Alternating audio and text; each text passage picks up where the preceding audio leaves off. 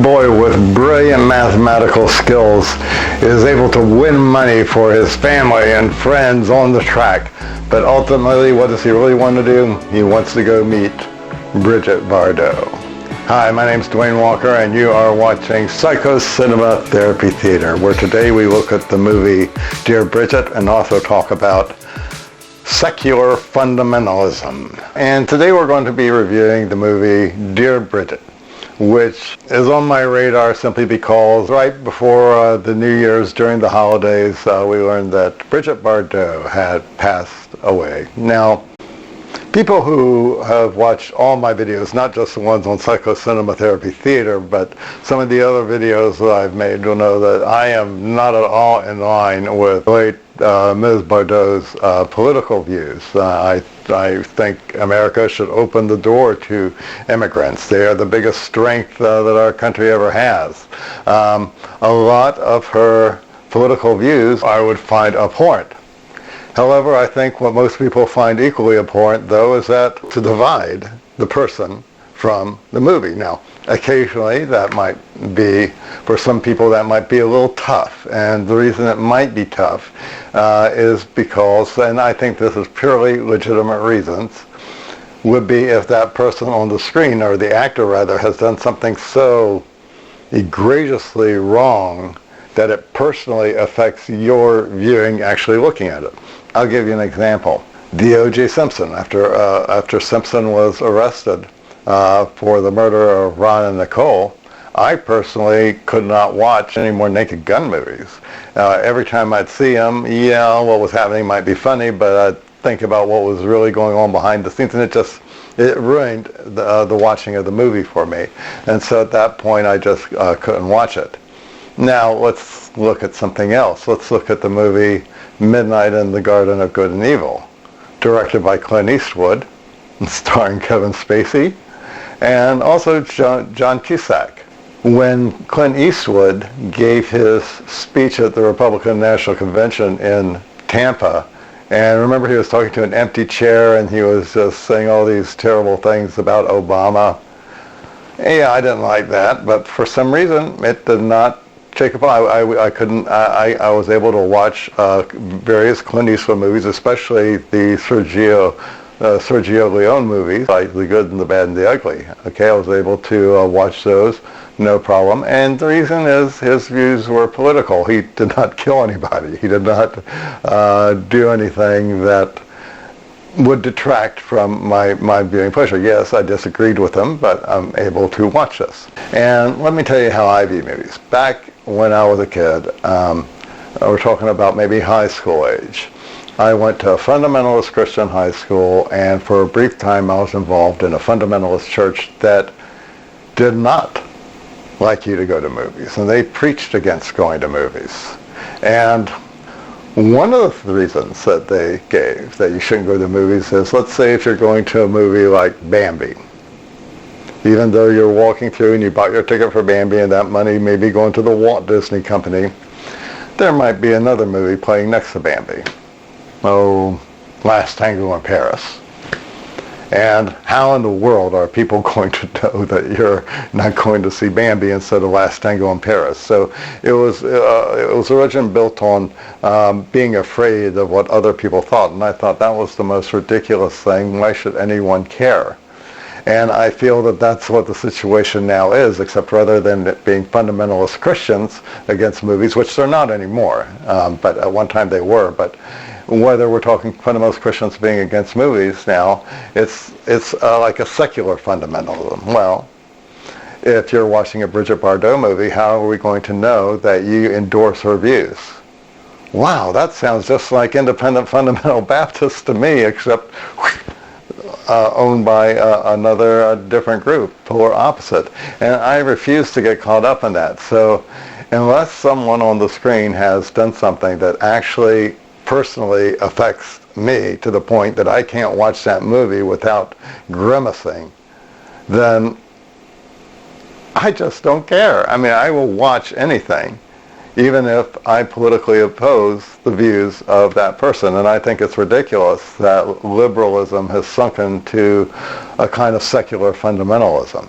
But things don't stay the same. Things eventually change, and this movie, Dear Bridget, was the first movie that I watched of 2026, and very interesting. I saw it once before, but I kind of forgot most of the plot, so wow, this was a refresher. But Jimmy Stewart is a professor, and he's a very conscientious father, and he wants to find out what this boy does good, what he excels at.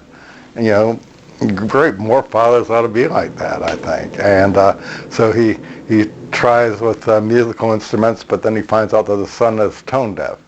Then he tries to get him interested in art, and his son is painting, but you know what? He's colorblind, and he comes out painting a real lopsided view of the American flag in all sorts of different colors, but not red, white, and blue. And he realizes, oh, my son is colorblind. Well, finally, one of his teachers comes in and is actually pretty excited because she's found out that he is a genius. Billy Mumy's character is a genius when it comes to mathematics, and he's able to just figure out complex problems in less than a couple seconds.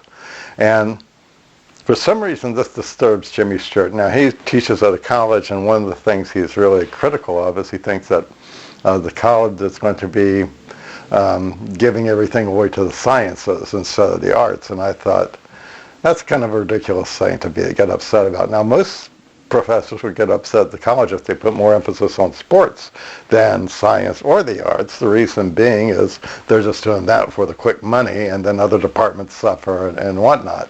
So I didn't really understand that part of the plot, why Jimmy Stewart was upset that everything was going to the sciences. But in any event, he finds out that his son Erasmus excels in math, and his sister's boyfriend, played by Fabian, uses him to predict horse races, and they start making a lot of money. And when Jimmy Stewart finds out about this, he thinks it's the worst thing to be, you know, having him excel in gambling and all. So he takes the kid to a child psychologist. And it's during this meeting with the child psychologist where Erasmus admits that he has a crush on the movie star Brigitte Bardot. He's been writing her every day, and she finally wrote back and invited him to bring his family out to France to meet her. And when the psychiatrist, or when the therapist tells Jimmy Stewart that, Jimmy Stewart is relieved. As they're driving away, he's going, oh, I'm so glad you're normal. Okay. That I have a problem with here in the 21st century looking back, but you know what? Even though I would not endorse that view, I don't care. I'm still going to keep watching this movie. Why does a movie have to always reflect my worldview in order for me to watch it? I just don't understand that. I can totally watch a movie that I disagree with and still enjoy the movie. So I just don't understand these people who just want us to march in lockstep and avoid movies. I hardly ever see them recommending movies, by the way. I see most of these people trashing movies rather than recommending them. But in any event, normal, what does that mean? I mean, you know, when I was a kid, I had people think that I was gay when I was not gay, but I kind of received the same sort of stigma that gay kids might get. And so anyway, yeah, this whole idea of normal just kind of threw me away, but it didn't spoil my viewing of this movie. I just realized this movie was made in the early 70s. That was a prevailing view. This movie is just reflecting that view. But by shooting this in Sausalito and in San Francisco, where you have all these eclectic artists living together, one boat has a man painting his wife in the nude, and everybody knows it, and nobody's trying to get him sent to jail as a sex offender. You know, they just accept him as one of the interesting people in this houseboat village. Stewart then finds out what happened to his son, about how his son's won all this money. And of course, he'd like to make some money too and put some of this money into an educational foundation. And so he has somebody at the college who's going to work with them.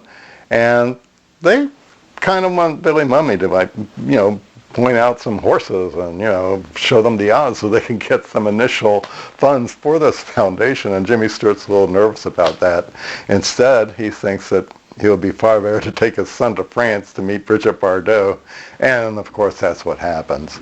They go to France. They go to Saint-Tropez. They go into her house. And, the father and son are out there. She comes out to meet them. And then, of course, she has these dogs. And she wants to she wants to give a dog to Billy Mumy. She says, come with me, let me show you the dog. And so the child walks back with Brigitte Bardot while Jimmy Stewart is still there looking things over in the house. And of course I'm thinking, again, if this movie was made today, I can feel the jury speaking up going, hey, why are you going to let him go back with a sex symbol of a woman all by himself? Aren't you afraid of what might happen? If we were making this today, I guess we would have to have some real nervous person playing his father in order for this movie to pass the moral censors of whoever the hell these moral censors are. Go back to Sausalita. He goes back to playing in the family orchestra, and they all live happily ever after. And yes, there's things in the movie. Now, the reason I'm mentioning these things in the movie that I have problems with aren't because I'm even relatively concerned about them. It's because we live in an age where even secular people are acting like the same fundamentalist Christians that I tried to get away from in the 70s. I mean, is that the American way? We're just going to have this straight and narrow? Well, good luck. Good luck trying to change things. Good luck trying to find a consensus. If you enjoyed this little discussion brought about by the legacy of Brigitte Bardot and the movie Dear Brigitte, then please like and subscribe, and I will see you next time here on Psycho Cinema Therapy Theater. Catch you later.